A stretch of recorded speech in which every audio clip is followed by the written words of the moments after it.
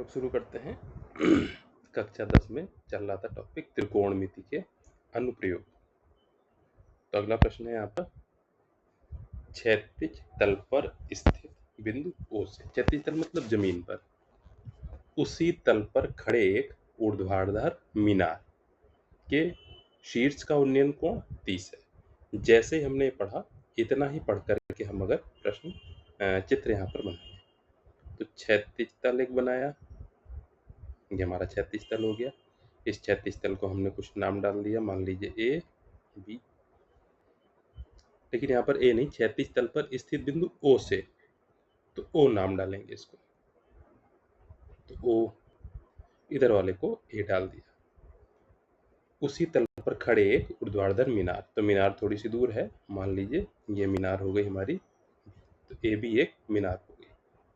के शीर्ष का उन्नयन कोण 30 अंश है, तो ये हमने यहाँ पर कोण बना दिया इस तरह से, तो ये उन्नयन कोण हो गया 30 अंश। अब क्या कह रहा है, मीनार की ओर 80 मीटर चलने पर, यानी ओ से हम 80 मीटर चले, किधर को चले, मीनार की ऊपर, और मान लीजिए चल करके हम लोग पहुंचे, एक ये बिंदु नया हो गया सी, तो हम लोग बिंदु सी पर पहुंचे, उन्नयन कोण 60 हो जाता है, यानी अब सी से अगर हमने देखा है तो ये उन्नयन कोण 60 हो जाता है, तो ये वाला उन्नयन कोण 60। तो यहाँ पर इस तरह के प्रश्नों में इनको ऊंचाई दूरी के प्रश्न कहते हैं। चित्र बनना जो है सबसे महत्वपूर्ण है कि हमारा चित्र बन जाए, बाकी प्रश्न हमारा लग जाएगा। मीनार की ऊंचाई ज्ञात कीजिए, तो मान लें यहाँ पर कि माना मीनार की ऊंचाई जो है वो h है, तो ये वाली भुजा h हो गई, h ही हमें ज्ञात करना है। तो यहाँ पर जैसे जैसे हमने चित्र बनाया है, इसका चित्र का वर्णन भी यहाँ पर लिखना पड़ेगा। प्रश्न आएगा तो यहाँ पर हमें लिखना पड़ेगा कि माना क्षैतिज तल पर स्थित एक बिंदु O है, मीनार ए बी है, इसमें मीनार का शीर्ष B है, O से मीनार के शीर्ष B का उन्नयन कोण 30 अंश है। मीनार की ओर 80 मीटर चलने पर हम क्षैतिज तल पर एक बिंदु C पर पहुंचते हैं, C से मीनार का उन्नयन कोण 60 अंश हो जाता है। अब यहाँ पर हम अलग अलग त्रिभुज में लगा दें, तो पहला त्रिभुज ले लें, तो समकोण त्रिभुज ए बी सी में, अब जाहिर सी बात है यहाँ पर लंब और आधार ही है, कोण के सामने की भुजा है लंब और कोण से सटी हुई भुजा आधार, तो इसलिए tan ही लगेगा, ज्यादातर प्रश्नों में tan लगता है। तो tan 60 बराबर 60 के सामने की भुजा लंब यानी h बटे 60 से लगी ही भुजा AC, AC यहाँ पर आधार हो गया, तो tan 60 का मान रख दें √3, तो √3 बराबर h बटे AC, AC को उधर ले जाए, √3 को इधर बटे में कर दें, तो AC बराबर h बटे √3, ये हुआ। अब हम यहाँ पर देखें दूसरा त्रिभुज, तो कौन सा, तो समकोण त्रिभुज ओ ए बी में, तो यहाँ पर tan 30 लगा दें, tan 30 के सामने की भुजा लंब यानी कि h बटे 30 से सटी भुजा कितनी है ओ ए, ओ से लेकर ए तक, tan 30 का मान रख दें 1 बटे √3 बराबर h बटे ओ ए को हम क्या लिखेंगे ओ सी प्लस ए सी, ओ सी प्लस ए सी, बस अब यहीं से हमारा लगते जाना है। तिरछी गुणा कर लें, तो ओ सी प्लस ए सी बराबर h √3, ऊपर हम ए सी का मान निकल आए थे, ए सी का मान h/√3, तो मान रख दें ओ सी का मान कितना है 80, तो ओ सी की जगह रख दें 80 प्लस ए सी की जगह रख दें h/√3 बराबर h√3, h/√3 उधर ले जाएं, या फिर यहाँ पर एक काम कर लें, हम एक समीकरण बना, इसमें √3 से गुणा कर दें दोनों तरफ, जब √3 से गुणा करेंगे तो ये हो जाएगा 80 √3 प्लस h/√3 को √3 से गुणा करेंगे तो √3 कैंसिल हो जाएगा, बराबर h√3 को √3 से गुणा करेंगे तो √3 3 हो जाएगा, 3h हो जाएगा, तो यानी हमारा क्या बना 80 √3 प्लस h बराबर 3h, h उधर चला जाएगा, तो 80 √3 बराबर 3h माइनस h, तो क्या बनेगा हमारा 80√3 बराबर 2h।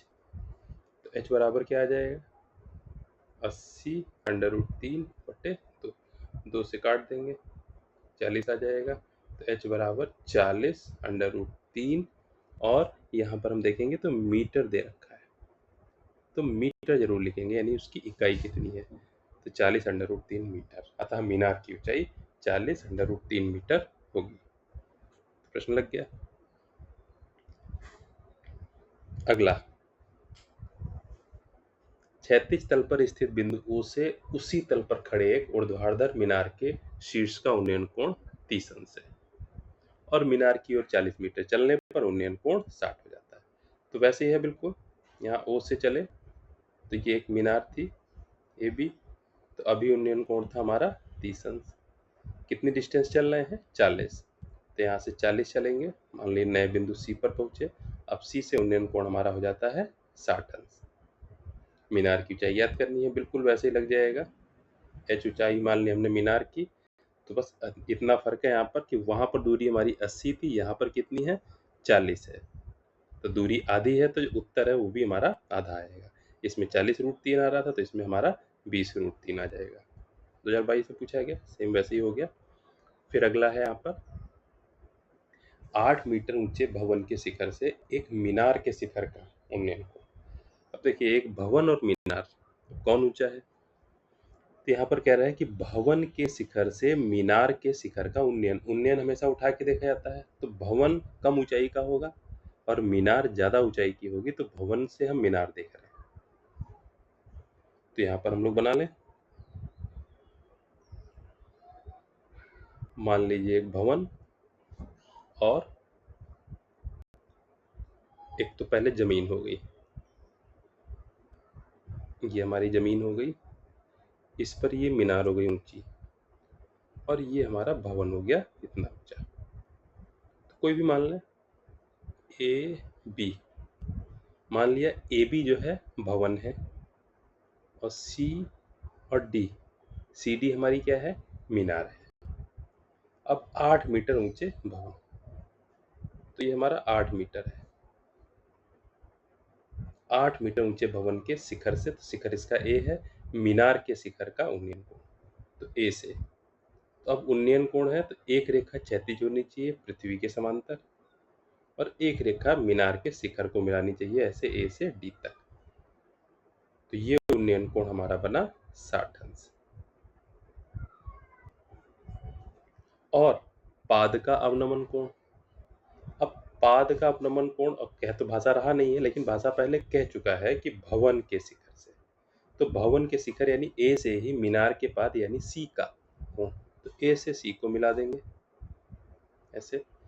तो ए से एक सामने देखने की रेखा हो गई, मान लीजिए इसको ई नाम डाल दिया, ए ई, और नीचे देखने की रेखा ए सी। तो ए ई और ए सी के बीच का कोण, ये हमारा है अवनमन कोण, तो ये हमारा है 45 डिग्री। मीनार की ऊंचाई ज्ञात करनी है। अब ये 8 हो गई, तो EC हमारी कितनी हो जाएगी, ये भी हमारी 8 हो जाएगी, आयत बन जाएगा। ऊपर जो है DE पोर्शन हमने इसको H मान लिया, H होगी। अब ये हमारा चित्र बना। अगर चित्र सही बन गया है तो प्रश्न हमारा लग जाएगा। फिर वही चीज़ है यहाँ पर कि जब हम प्रश्न लगाएंगे तो यहाँ पर जो जो चीज़ें मानी हैं उनको हम लिखेंगे कि माना 8 मीटर ऊंचा भवन AB है तथा एक मीनार CD है। ए से मीनार के शिखर डी का उन्नयन कोण 60 अंश है, तो कोण DAE बराबर 60, तथा ए से मीनार के पाद का अवनमन कोण 45 अंश है, तो कोण EAC बराबर 45।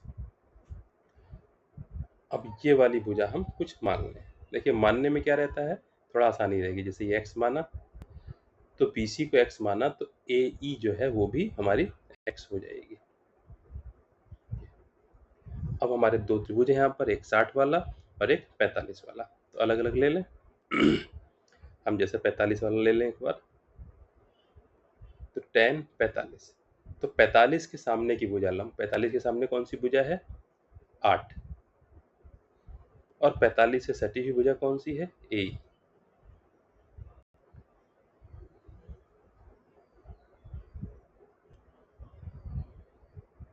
tan 45 का मान रख दिया। 1 बराबर 8 बटे ए का मान कितना है x, तिरछी गुणा कर लेंगे तो हमारा आ जाएगा x बराबर 8। अब tan 60 ले लें तो tan 60 बराबर 60 के सामने की भुजा लंब यानी कि h बटे 60 से सटी हुई भुजा यानी कि e। tan 60 का मान रख दें तो √3 बराबर h बटे ए का मान x था। x हम निकाल चुके हैं यहाँ पर 8, तो √3 बराबर h बटे 8, तिरछी गुणा कर देंगे तो 8 की गुणा √3 से हो जाएगी तो h बराबर 8 √3 मीटर, h का मान हो गया। अब यहाँ पर क्या कहता है मीनार की ऊंचाई, मीनार की ऊंचाई कितनी थी h और 8 दोनों मिला के थी h + 8, तो यहाँ पर ध्यान देना पड़ेगा हमें। तो मीनार की ऊंचाई बराबर 8 और 8 में h जोड़ दें यानी कि 8 √3 जोड़ दें तो 8 कॉमन ले लें 1 + √3, इतने मीटर ऊंचाई हो गई। √3 का मान अगर रखना है तो रख देंगे यहाँ पर, तो ऊंचाई हमारी निकल आएगी। इस तरह से प्रश्न हो गया। ठीक है, बाकी प्रश्न हम लोग करते हैं अगले वीडियो में।